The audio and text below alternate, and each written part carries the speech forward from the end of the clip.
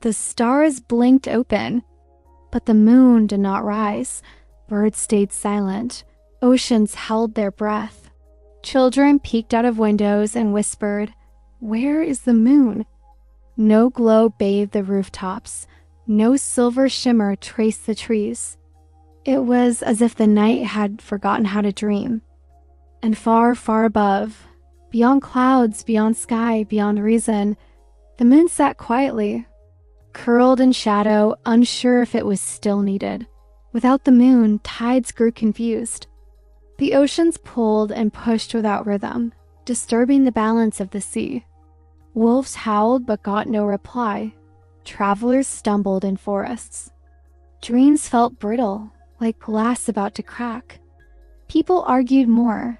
Streetlights buzzed too loudly. Even shadows seemed lost without their gentle sculptor.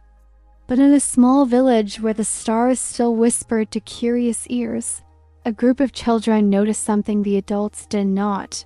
The night was lonely. Alaya, who always climbed trees, said, "What if the moon is sad?" Mina, who drew galaxies in her notebooks, added, "What if it thinks we don't need it anymore?" Together with Sami, who could read the wind, and Luna, they made a quiet promise.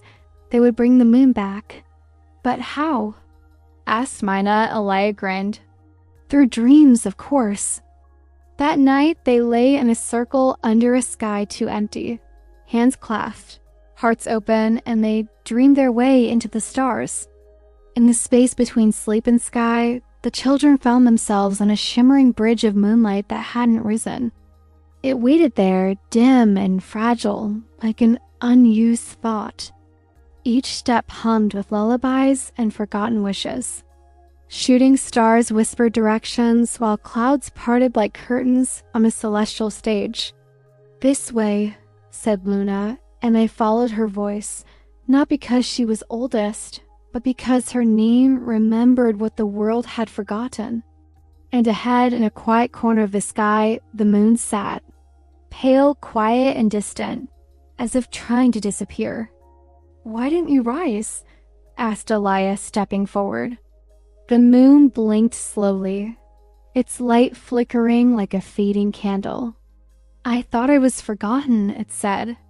"People sleep under neon signs now. They don't look up anymore." "But we do," said Mina, holding out her sketchbook full of moons in every phase. "You light our dreams." "You guide our oceans," whispered Sami. "You make the night feel like a story," added Luna. "Please don't stop shining." The moon was silent. Then, slowly, its silver edges softened. Its light grew warmer, like an old friend remembering how to smile. It looked at the children and saw reflections of itself in each of them. Wonder, rhythm, light, and darkness. "You came all this way for me?" it asked. "Always," they said in unison. And with that, the moon inhaled and began to rise. Back on Earth, waves calmed. Owls sang lullabies again. Windows filled with silver light as the moon took its place in the sky once more. The children awoke in the field where they'd begun, not with answers, but with peace. And as they looked up, the moon blinked once, a quiet thank you, before shining brighter than ever. People noticed. They paused. Some even smiled. That night, more faces turned upward than the world had seen in years. That night, even grown-ups stepped outside just to stand in moonlight. Some hugged a little longer. Others simply closed their eyes. A poet wrote her first verse in a decade. A sailor corrected his course by moonbeam. A baby was born under its glow and named Celine. Something had shifted, not loudly, not with fire or thunder, but gently, like light through branches. And in the quiet corners of the world, people remembered how to listen to the night.